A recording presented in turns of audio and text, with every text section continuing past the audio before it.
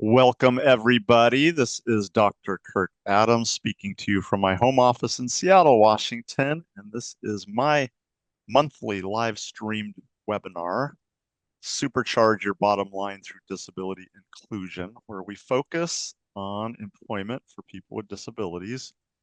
And that is my passion, both professionally, personally, academically, what I have focused on. And each month I bring a guest who shares that passion with me to create career pathways for people with disabilities to thrive in our world. And today I have the pleasure of having a conversation with Eddie Mazzariegos from Future Gen.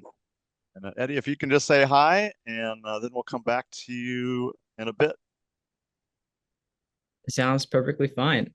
Hi, everybody. My name is Eddie Mazzariegos, as Dr. Kirk just mentioned, and I'm dialing in as a neighbor nearby Kirk here in Tacoma, Washington. And you are the CEO of a fairly new company called Future Gen, which is addressing some really pressing needs in the space of employment for people with disabilities. So it's a pleasure to have you here, and we'll hear a lot more about Future Gen in a bit. So for those of you who don't know me, again, it's Dr. Kirk Adams. I am the immediate past president and CEO of the American Foundation for the Blind. Prior to that, same role at the Lighthouse for the Blind here in Seattle. I've spent the last 30 plus years really focused on employment issues for people with disabilities, people who are blind in particular. And there's some really well-documented reasons why I do that. Only about 35% of us with significant disabilities are in the workforce. That's about half the workforce participation rate of the general population. So with chronic unemployment, chronic lack of workforce participation comes poverty. Just to be really clear about it. So a lot of our people in our community live in poverty. Many people have a small transfer payment from the government, Social Security, disability insurance being the most typical one, where people get a $1,700 or so per month, which is not a living income level in our country. So along with poverty comes a lack of home ownership. Our home ownership rate is about 1/10 that of the general population. Health disparities, lower life expectancy, greater substance abuse issues, depression, mental health issues. So I say if you look at people with disabilities, blind people in particular, compared to the general population, our outcomes are either half as good or twice as bad as the general population. So we really want to address that by being thoughtful and understanding what all the dynamics are to this complex problem. And I want to talk about young people in particular. So as we look at the demographics, as I said, only 35% of us are in the workforce. Of those of us who are working, the majority of us, more than half, work for nonprofits or government, which is a lower income ceiling than general employment. And we're in a much narrower band of occupations. We know, and I know, blind people are capable of being successful in any profession you can think of. I know blind chemists and blind auto mechanics, and of course, lawyers and software engineers and cybersecurity analysts and teachers, in any occupation you can think of. But we're grouped in a narrower band than the general population, and we're also tend to stick at the bottom couple levels of the org chart. So you don't see a lot of people with significant disabilities up in upper management at major corporations, CEOs of companies, nonprofits, etc. So we really want to address that, and the root really starts in childhood. So there are people who've lived their lives as sighted people and become blind as part of the aging process or through accident or illness. But I really want to talk about people who are growing up visually impaired. So something like only 10% of us are totally blind. I am totally blind myself. Most people who are legally blind have some level of vision, um, some usable, some more usable than others. But it's really a quite a wide spectrum. And so um, my retina is detached when I was in kindergarten, and I went to a school for blind kids because that's what kids with disabilities did in the 60s. And I went to the Oregon State School for the Blind, and in first, second, and third grade. And I was given three things that are now that I know through research, and I am a researcher. I have a PhD in leadership and change. I did an ethnographic study of blind adults successfully employed in large corporations. But through research, I now know I was given three things that are strong predictors of future success in employment as a blind adult. So first I was given blindness skills. So being totally blind as a 6-year-old, there was no question that I needed to learn Braille. I needed to learn how to travel independently and confidently with a white cane. I needed to learn how to type on a typewriter. So when I started in public school, I could type my spelling tests and my assignments and papers and things for teachers. So I learned those things as a 6-year-old. And we now know that the stronger your specific blindness skills are, the more likely you are to be able to succeed in employment. The second thing I was given was high expectations. The school I was at, there was 110, 120 blind kids. It was K through 8, and I know lots of blind kiddos have additional disabilities that are challenging. The philosophy at the Oregon State School for the Blind was that you should be performing at grade level, consistent with what your sighted brothers and sisters and neighbors would be doing as far as reading and math and things like that. So the school held high expectations of me, and my parents did as well. They were very young when I became blind. They were in their mid-20s, but they were both teachers. My father was very involved in athletics. He had a career as a high school basketball coach. Um, they didn't want to see anything less than an A on a report card, and they didn't in my case. The third thing I was given was a real sense of agency or a strong internal locus of control, which means I really came to believe in my bones that I could create my own path forward. I could solve problems. I could figure things out. And, the school gave us a lot of experiences. We went horseback camping in the Three Sisters Wilderness area. We went up on Mount Hood and built snow forts of huge snowballs. We got on the tide pools on the Oregon coast and felt around for starfish and sea anemones. And um, we climbed trees and scraped our knees and did all the things kids that age should do. And that strong internal locus of control is opposed by an external locus of control and that's a feeling that you really believe things happen to you.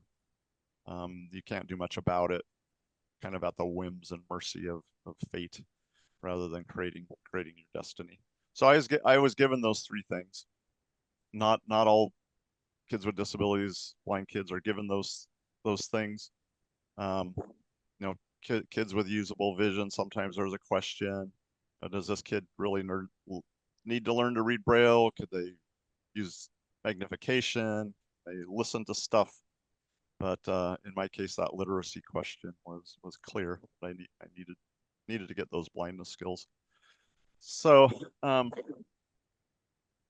looking at developmentally appropriate stages of life, you as a parent, if you're a parent of a blind kid or you're a young blind person or have a young blind person in your life, you want them to be doing what sighted kids do at the same age. So if your 4-year-old sighted child is out tussling around in the sandbox on the playground with the neighbor kids, your blind child should be doing that probably with a cane in their hand.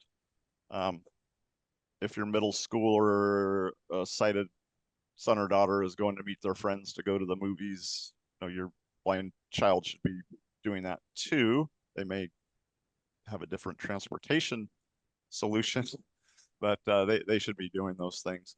So it's typical that those developmentally appropriate stages can be managed up until the teen years, and then some things start happening. I grew up in small towns in the Pacific Northwest. When kids turned 16 in the towns I grew up in, they got driver's licenses, which I didn't do. And I lived where there was not public transportation.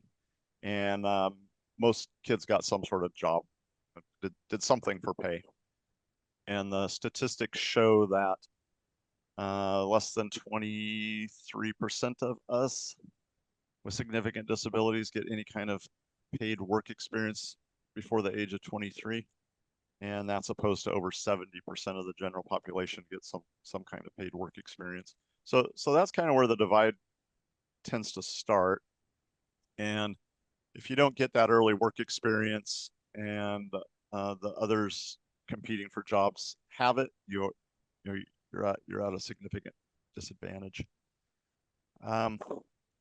Looking at the factors that lead to successful thriving as blind adults, looking at blind kids and blind adults, there was really good research done.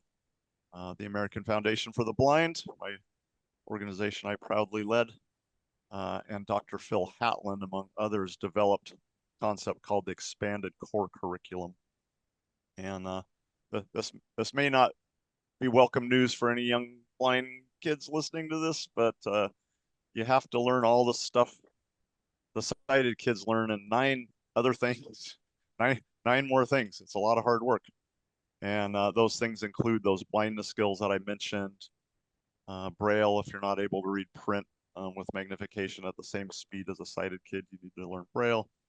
You need to learn to use assistive technology, screen reading software, refreshable Braille displays, Zoom text, JAWS, NVDA, all those things. Orientation and mobility skills, I mentioned cane travel. You need to be able to travel confidently throughout the world independently. Self-advocacy is another part of the 9 elements of the expanded core curriculum. And my little story is when I was in high school, Snohomish High, home of the Panthers here in Washington State. I was one of about 30 kids who were kind of the college-bound group. And in my senior year in high school, we all went to physics first period, and then we all went to math analysis second period, and we all went to chemistry third period. And I walked into the chemistry class the first day, and the teacher just said, "Oh no, this is a safety issue. You cannot take chemistry. You need to go to the office and have them, give you another class." And I was quite upset.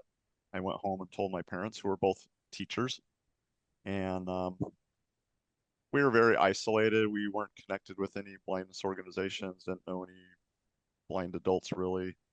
And they just said, well, if Mr. So-and-so says, then that's that. So I was assigned to study hall, and spent an hour reading trashy novels in Braille in the library, third period my senior year.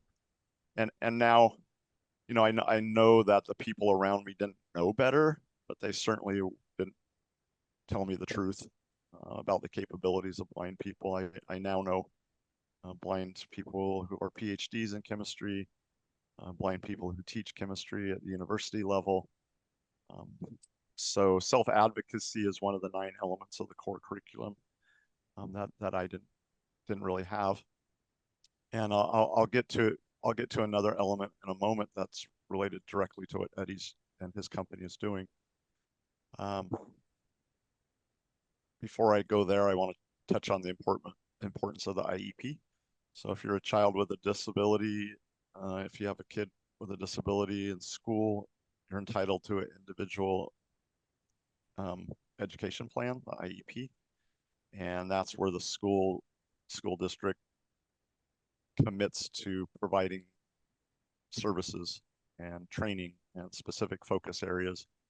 So it's really important that the IEP be really well done and thorough, and that the blind child or child with a disability should be in those meetings, because that's where you learn. That's one way to learn self-advocacy. Sometimes the school district will have a team of specialists. You're a parent, probably doesn't have a lot of experience in these spaces. You may feel overwhelmed. So, I remember talking to one parent of a blind kid who said, if they bring 6 people to the IEP, I'm bringing 7. If they bring 12, I'm bringing 14. If we have to have it in the gym, we'll do that. So I really recommend getting connected with advocacy groups, the National Federation of the Blind or the American Council of the Blind, or both. Anywhere you live, there'll be a chapter within striking distance of you. So ACB and NFB are great resources to find some successful blind adults who can really weigh in and speak with authority and expertise on the IEP.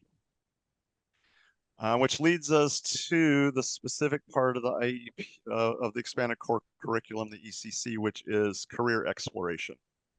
So it was understood through research that blind kids don't have the same level of understanding as their sighted brothers and sisters and neighbors around career possibilities, career pathways, professions, whether that's because their family and school holds low expectations for them and doesn't expect them to have the same range of opportunities as their sighted classmates, or isolation, for whatever reason.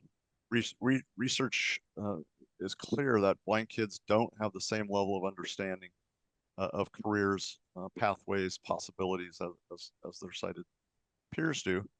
And Eddie and his company Future Gen are addressing that in a very cutting edge, modern way, using technology. And I know they are working with school districts and kids with disabilities here in Washington State to open up that world of possibility as far as future employment and careers go. And I know, Eddie has some family dynamics with his brother that really has ignited this particular passion for him. So I'd really like to turn it to you, Eddie, and just kind of ask what's the journey been to bring you up to this point in life, and where are you at with your company, and where do you see things going, and what's working well for you, what are the challenges that you still need to overcome to take Future Gen to where you see it going. So kind of where have you been, where you're at, where you're going, what's working well, what are the challenges you're facing, and how can people get involved and help you in your noble cause to move forward. I do want to acknowledge one really interesting thing is that you're very proud of being an Eagle Scout, and I know that you have engaged people who are fellow Eagle Scouts, enlisted them in the mission. That's very interesting to me personally. My father, who's passed away now, he was born in 1939. His father was a doctor, and he was enlisted in the military in 1941 and was an Army doctor, and actually worked at a prisoner of war camp in Texas that housed German prisoners of war. And he came back to Lake Quinault, where they lived, in 1945, and then he passed away in 1949. So my dad really grew up largely without a father, and he and his brother, my Uncle Lou, who's 11 months older, both got very involved in scouting when they both became Eagle Scouts, and it really helped shape their lives. And they without father present, they both became remarkable men and leaders.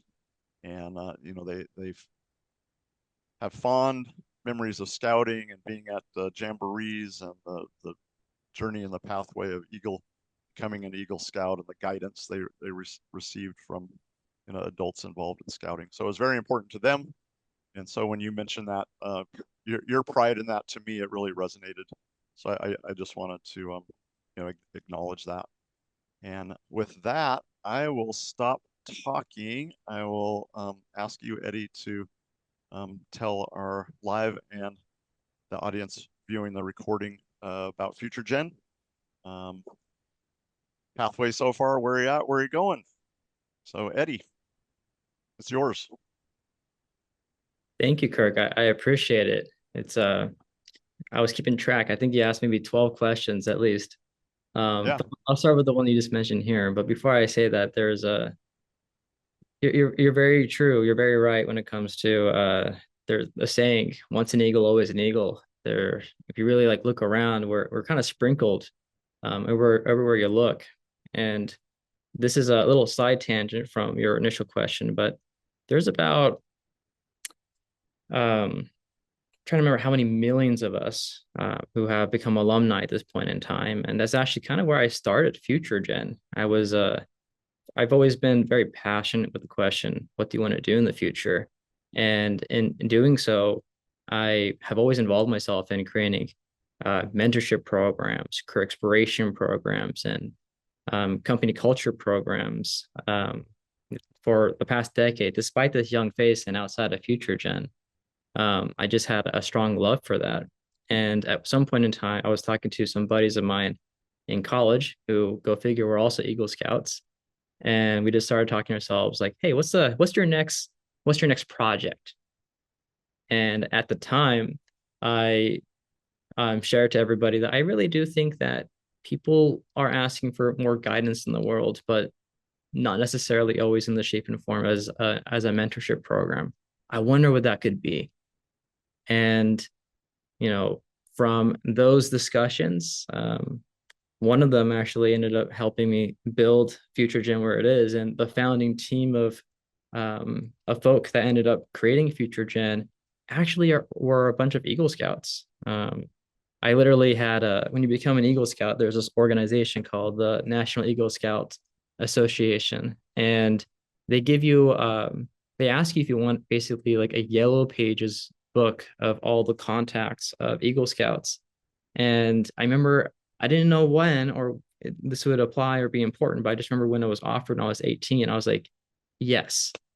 And 4 years after that first point, I remember pulling that book out and telling myself, I need to talk to the smartest people that are out there to talk about this real problem that I really think that's out there. And little did we know, that's how Future Gen kind of got all started. But before I maybe start talking about Future Gen and why we really believe everybody should love what they do and how we can really get that done, and get people excited about the question, what do you want to do in the future? Because it's really a story about you. It's your adventure. It's your journey that you should always be excited about. Maybe I should talk a little bit about who is Eddie. Yeah, and I think if you just gave a headline for context of what Future Gen is and what you do. Of course. So if I had to put it all in a nutshell, Future Gen is a Gen Z career readiness and exploration platform. We essentially curate short form videos of working professionals from YouTube, TikTok, and Instagram to identify the career and skills acquisition interests of the future workforce. So we share these career insights of students and young adults across their entire support network. I'm talking about their parents, their teachers, their counselors, anybody that it touches the lives of these kids, and together put these insights in a way so they can collaborate on what comes next. Me, myself, again, I mentioned that I'm an Eagle Scout, but I also describe myself as a mentor and as a millennial who over the past 10 years have been very involved in creating career exploration, mentorship, and company culture programs. Again, despite maybe this smile here, young smile here. But that's me and myself and the company in a tiny nutshell. I'm happy to dive into anything specific, Kirk. Yeah, well, I just thought it would be good to have a snapshot. Mm, we can dig into details a bit later, but I want to hear the story of Eddie. Who is Eddie? Gosh.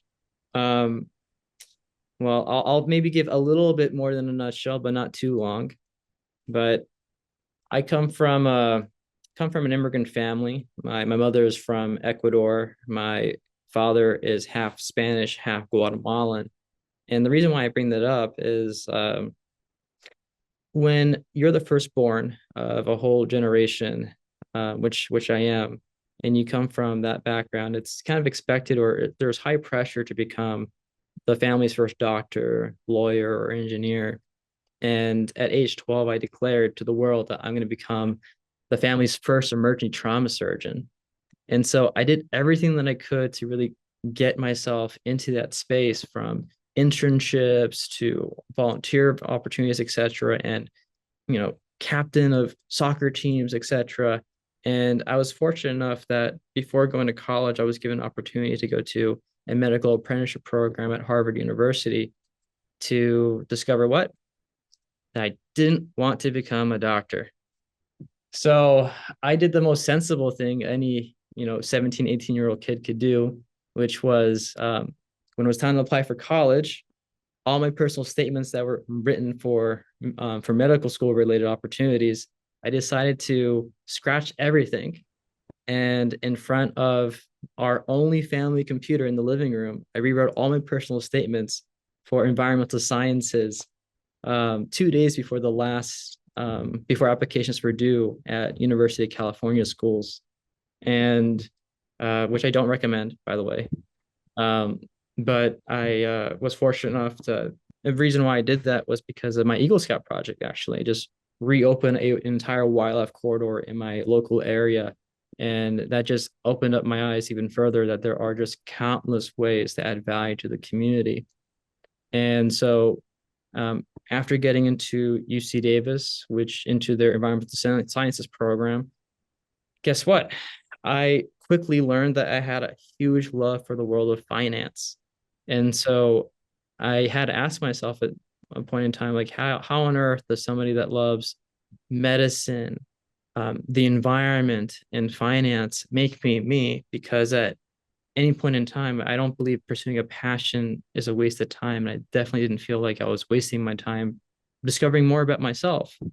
And so I was fortunate enough to kind of define my own North Star in my early 20s, which I still follow today. So whenever I find myself on a fork in the road, making to many a tough decision, it's pretty simple to me.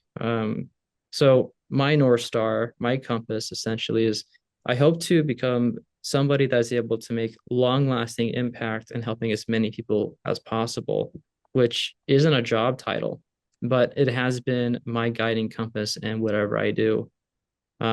And that was whether I was back and you could say maybe that foundation was put in the Boy Scouts, go figure, our Scout Law, our Scout Oath, or Scout Motto. Um, I still all that lives and breathes still in me, and I hope I continue to showcase that compass of mine through my actions. Um, but yeah, that's a little bit about myself and a little more than a nutshell. Um, so it's hopefully I didn't bore anybody. No, no, not at all. So, very, very, very inspiring, actually, that you had that level of self-awareness at at that age. I feel like I stumbled along my path in comparison. But then how did these passions and this level of self-awareness and the North Star coalesce around creation of FutureGen? I think a big passion to why I was always a huge advocate for mentorship programs at a company level, like at Hyundai, or for smaller club and organizations that I was involved in, such as my college clubs, um, or in the local greater Los Angeles area for the Boy Scouts down there, our area council down there. I just always have I've always seen I'm not where I am today because of my own self. There's a saying in the South which is if you see a turtle on top of a fence post, it's most likely the turtle didn't get there themselves. And so I recognize that I didn't get where I am today by myself. I actually, as many times as I also stumbled too, I also asked for a lot of help. And it's something that I know that is not easy for everybody to do, to ask for help.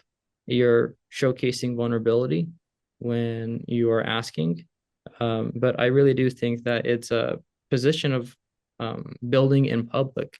When you'd be surprised when you're building in public how many of those are in your corner. You'd be surprised how many are out there. So how it ties to future gen is that I realized through my own self that I got to where I am today because of the many of thought leaders and individuals that decided to say yes to me when I asked for help. And so with future gen was an opportunity to like, how can I also pay it forward and say yes to not just folk on a one-on-one basis, but at scale. And And Eddie, have you created companies prior to this, or is this your first venture as far as actually creating a corporation and developing a product, taking it to market? this is the first company I ever led from scratch. I've supported ideas and projects and initiatives, but as in terms of a company that it's more than just an expensive hobby. Yeah. The first. And was there an aha moment? Was it um, I'm have a company myself, Innovative Impact Consulting, but it really came out of um, my career in focusing on creating career opportunities for people who are blind. And when my it was time to close the chapter at the American Foundation for the Blind and relocate back to my hometown in Seattle and start the next chapter, it kind of happened by osmosis. Those people I worked with before and had relationships with reached out to me and asked, "Can you help with this? Can you help with that? Can you give us some advice? Can you connect us with some people?" So it kind of developed naturally for me. But I'm just did you wake up one morning and say I'm starting a company and it's going to be called Future Gen and this is what we're going to do, or how did it actually what's the origin story of the company? I'm very curious. I think that if I had to go back to inspiration, I guess you can say, with future gen, a lot of it really had to come from a mixture of experiences that kind of come together. So Kirk, you mentioned my little brother, which I know that you and I have talked in passing, but to share a little bit more to the audience here, I have a little brother. As I mentioned, I'm the oldest of not just my generation, but essentially also my family here, and my immediate family. And so I have a younger brother, I have a younger sister, but my little brother, there is actually an 11-year gap between us, and between which is quite a bit actually. He's actually graduating high school this year. But super smart kid, super funny, musically talented, but for some reason just didn't see what others saw in him. And when asking myself, did I ever see that? Did I ever myself directly experience that problem? Um, I would say potentially not, but I cared about my brother very much. And I historically have seen so many good friends of mine also struggle with this. And I started thinking to myself, okay, well, how was I so certain with all the actions that I've done? Maybe there are some, and who are some others that have also maybe experienced certainty in terms of very specific decisions of what they wanted to do, or maybe at least the next step. And I started thinking to myself, okay, well, I don't want more people like my brother that experience the what's next question in a daunting way, because it can have a um, I'm going to continue, but I'm going to ask Kirk. I noticed that it is only the two of us now, and or it is we may have lost our other host. Um, Oh, well, Kalana, got us started and set the recording. So Perfect. I'll continue as is we're then. recording. So carry on. Carrying on then. Um, and so there's that experience that was there. Um, I've also experienced as often as you mentioned, not challenges. I've also experienced a lot of no's. I remember another big experience that was big to me in creating Future Gen was in college. There was this club that was relating to finance, and it was very, very elitist. And I was fortunate enough to earn a position in leadership, and I started to administer some change in there, and that change was not welcomed, unfortunately. So I was unfortunately removed, but I didn't take that remove as, hey, that's just it. And I decided to actually create my own organization that was much more inclusive of anybody that did not have finance experience. And that was actually a huge uplift in learning how to build career exploration programs from scratch, making partnerships with universities and local companies, being able to actually build workshops with other PhD and colleges nearby to make sure that folk that are really wanting to upskill themselves, they can. So I'll stop there. There's several others, but those are two very big things. Was I understand that there is a need for access and there's a hunger for access, but it's not necessarily always as accessible. Um, and everybody, I think, could benefit so much if when they hear their first yes. When you have your first yes, you'd be surprised how much confidence that gives into an individual and just how much more drive that feeds anyone. Yeah, and I know you're working with kids now. Future Gen's working with kids. I know in the Tacoma area with various school districts, and you have a contract with our Department of Vocational Rehabilitation here in Washington State. Mhm. So tell us what the experience is like for a young student with a disability um, has the opportunity to access Future Gen, the platform. What is what is their experience like? What value are they gaining from Future Gen? Yeah, of course. Be careful, Kirk, because I can talk about this part all Let's do day. it. So, Okay. Well, um, so yes, Future Gen's one of our what contracts that we service is with Washington's Department of Vocational Rehabilitation. They have a specific program called Pre-ETS, which is Pre-Employment Transition Services, and we specifically help the job exploration slash career exploration side of that their efforts, in which case the full picture is to really help students with documented disabilities between 14 to 21 transition into the workforce successfully. And so we have had the wonderful opportunity to service hundreds of kids and growing here in Washington State. And the I'll share a more recent one. I'll use alias names for some folk, but I'll tell you something that was really really cool because this is work that I love. This is work that seeing the smile on other kids that it is amazing. It's very meaningful in its own regard too, but actionable too, which is great. So what we do is we typically go into schools. We onboard again school students that can have a range of high needs, ranging from sometimes sensory challenges to short attention spans to uh, just um, physical challenges as well. And as we do so, we start showing them these videos and we capture again their career and skills acquisition interests from their engagement with these videos, their liking, their disliking. You know, it's a passion is we believe is a superpower, and we introduce well, what are the necessary skills that are needed for these potential occupations that you just never even knew existed. And so there's this one individual. I'm going to call him Connor. Um, and this student Connor, I remember we had like an A/B test, which was we're going to have some workshops. We're going to work with the student manually to try and gather what our career. and what did you say? A B? Oh The yes, letters A/B A B. testing. Okay. Sorry.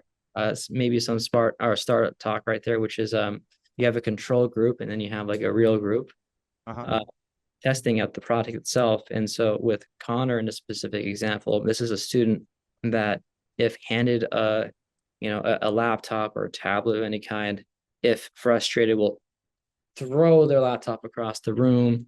Their eyes are, darting left and right. Their attention's everywhere. And so initially, when we first started servicing this specific student, we decided to do, okay, we're going to do a manual career exploration workshop with this individual, and then we're going to compare how the results are on the Atlas or Career Atlas. And Connor, turns out before he touches the Future Gen's Career Atlas, we found out that he loves the content creator economy. He has his own YouTube channel. He's posting all these videos. He's just super like all about YouTube essentially. And so we discover like, okay, this guy's probably going to have something interesting or aligned with entertainment possibly. Okay, let's give him Career Atlas now. Now we have a strong understanding what he may want. And I remember when first handing over Career Atlas to the student Connor, I explained quickly, or I explained to him, how to use Future Gen, and that was it. I took 2 steps back, and Connor, he was just liking and disliking videos within 2 seconds or less. So And this is web-based or app-based or both? So um, at, he's on a tablet. Connor's on a tablet at this point. yes, in this Okay. case, Connor's on a tablet. And then And he's given glimpses through video that you've harvested uh, from the virtual world, right? And then he can say, I like that, I don't like that. that's Is that pretty much in a basically how it nutshell. works? Yeah. Yeah. Um, and typically most students, they'll spend about 30 seconds to 90 minutes or 90 seconds on a video and decide whether they like or dislike from there. Once they get the hang of things, maybe shortened to maybe 15 seconds. But Connor here immediately was adding or putting input within 2 to 3 seconds for a number of videos. And so I stepped away thinking his results are going to be interesting. And when he raised his hand to announce that he was done, I walked back over to his seat. We looked at his results, and guess what? The number one recommended industry that was for him was entertainment, theater, and we were like, okay, what else is there? And we started diving into specifically into like cameraman opportunities, and it was like, wow, I'm And surprised. how long did that initial assessment take? Connor himself, I think he probably did that all within maybe 6 or 7 minutes, Oh, okay. which is really, very speedy Yeah. uh, compared to other students that are taking more of their time, maybe, or maybe have different high needs. So this is in a school-based situation. It sounds like you were there to guide him and give him that support. And I'm imagining as Future Gen grows and more school districts and vocational rehabilitation systems that adopt use of Future Gen, you're not going to be able to be with each user. Um, Very true. so how can people do this from home? Does it need to be in a school-based situation? What are the various scenarios in which young people with disabilities can access the value of Future Gen? Well, as of right now, the best way, we're more locally engaged here in Washington. Go figure, especially with the contract.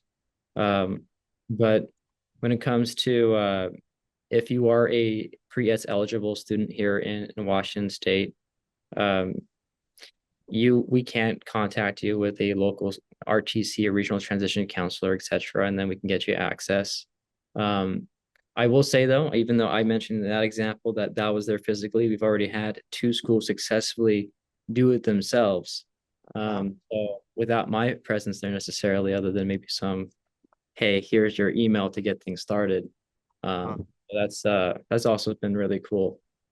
Um, at this point in time, we have more of we don't necessarily do something called direct to consumer. We typically do more organizational engagements. But hey, if anybody's listening and curious, I'll drop my contact email or information down here, and you can change that. Yeah, and speak if you speak it as well, people listening to the recording can access it.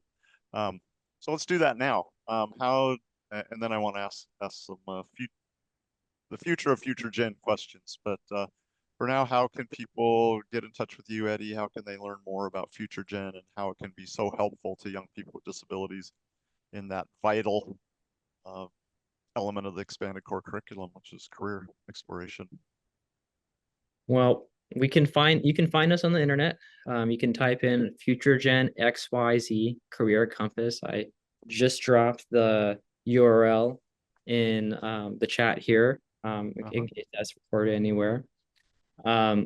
Sometimes when you just type in Future Gen, there's like a power plant that pops up. That's not a we're not in the green energy and that kind of space. We do support the climate workforce. That's Yeah. a entirely separate discussion.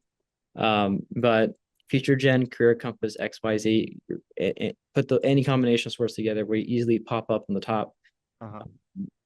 You can also easily, I'm most active also on LinkedIn. I'll also share that here as well. Spell that last name, Mazzariegos, for the people out there. Yes. So Eddie spelled Eddie, and my last name Mazzariegos is Mariegos.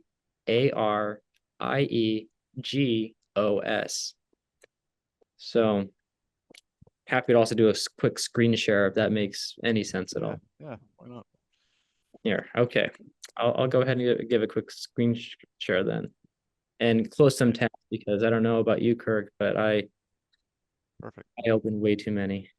and then for me, if anyone wants to talk about careers, employment for people with disabilities, blind kids,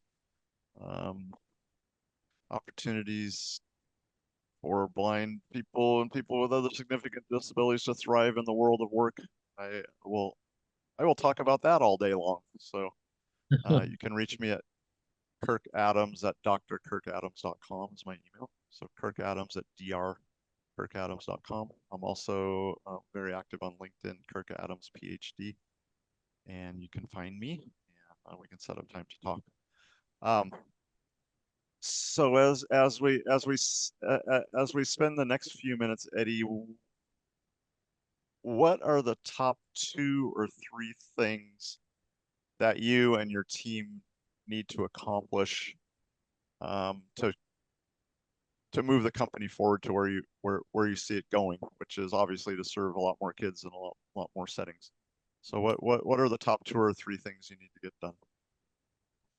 Well, as of right now, we're actually looking at putting together a much larger agreement with, again, the local Department of Vocational Rehabilitation department here in Washington. But if I had to say 2 or 3 things, and if we were specifically talking about career exploration and what I describe as the tech accessibility space, our team actually has a whole plan actually for 2025, specifically just catered to this. One is we have to go ahead and partner ourselves with a research institution to make sure that we are scientifically backed. So we have many smart people that are here on the team, including our chief science officer. And he, again, talk about gentleman another time, but he's somebody that is really a lot of the thought capital comes to really building the career exploration focused algorithm, I guess you can say. But there's a hunger for evidence that's out there in as much so needed, nothing that's wishy-washy. So we've been talking to a couple of universities that are considering to partner us for the long term. Right. Another thing that we see ourselves to really become much further and have a much wider impact is becoming the de facto technology partner here with Washington's Department of Vocational Rehabilitation pre-ETS program here, which we're in heavy discussions with. That would actually enable us to be able to have an impact across multiple other states and be competitive in that sense, because we would then have a government level entity that we support. And for a lot of many other states, that's a more than a request. This all then sets things up for ourselves to go into a place called Transition Tennessee, which we have been in touch with that organization as well. They're a hub, I guess you can say, of a lot of resources for building a more inclusive workforce. And they're, again, a specific segment for pre-eds and job exploration / career exploration. So those are kind of like three things specifically. There's, at a high level, there's several other things that we're specifically diving on. But do we really want to talk about, being Section 508 compliant? Happy to, but there's other things. Good.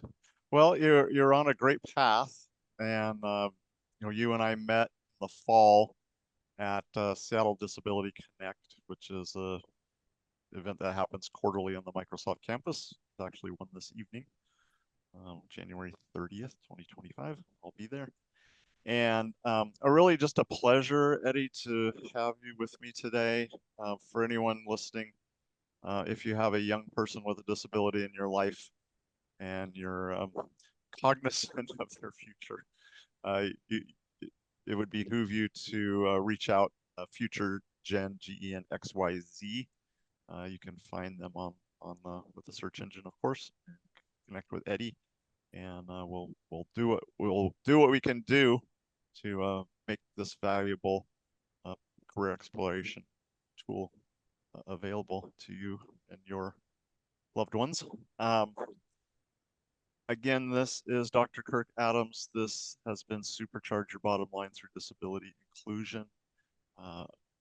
Next month on March 27th, I'll be back and I'll be having a conversation with Aaron DeBlasi of MindVault Solutions. And we're going to talk specifically how a blind person such as myself, who is not a tech whiz, can use AI tools to create content, to create impactful professional content using artificial intelligence. We're going to walk through a real world example and give everyone a step-by-step guide on how to do that. So again, Eddie, thank you so much for your time and attention. It's really been fortunate for me to have connected with you and Future Gen. I'm excited about what you're doing. It's sorely needed. I wish it had been around when I was in school, because I can honestly say I had no clue. So thank you for what you're doing. Thank you, Kirk, and thank you for having me here. Great work. Absolutely. Take good care, everyone. See you next month.